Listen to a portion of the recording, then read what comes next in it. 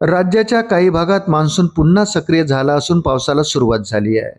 कालपासून अनेक जिल्ह्यांमध्ये पावसाच्या सरी कोसळत आहे.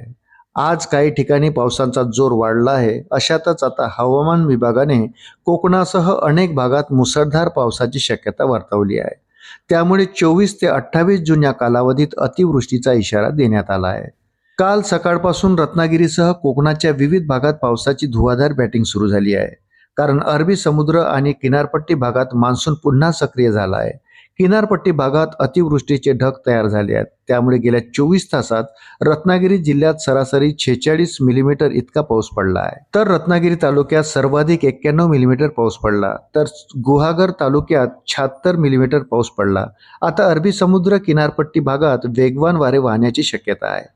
तसेच आज आणि उद्या 2 दिवस समुद्र देखील खवळलेला असणार आहे. त्यामुळे नागरिकांना सावधानतेचा इशारा देण्यात आला आहे. रत्नागिरीत पावसाचा जोर वाढलाय, कारण रखडलेला मान्सून पुन्हा सक्रिय झाला आहे. आता रत्नागिरी जिल्ह्यांसाठी हवामान विभागाने येलो अलर्ट जारी केला आहे. काल रात्रीपासून मुसळधार पाऊस कोसळत असल्यामुळे नद्यांच्या पातळीत वाढ झाली आहे. किनारपट्टी भागात अतिवृष्टीचे ढग तयार होण्यास सुरुवात झाली असल्याने 24 ते 28 जून दरम्यान अतिवृष्टीची शक्यता नाकारता येत नाही. किनारपट्टी भागात अतिवृष्टीचे ढग तयार होण्यास सुरुवात झाली असल्याने 24 ते 28 जून दरम्यान अतिवृष्टीची शक्यता वर्तवण्यात आली आहे. गेल्या काही दिवसापासून रखडलेला मान्सून अखेर विदर्भात दाखल झाला आहे. मात्र अद्यापही मान्सूनने पूर्ण विदर्भ व्यापलेला नाही, अशी माहिती नागपूरच्या प्रादेशिक हवामान विभागाने दिली आहे. सध्या मान्सून गडचिरोली, चंद्रपूर, वर्धा, वाशिम आणि यवतमाळ जिल्ह्यात दाखल झाला आहे.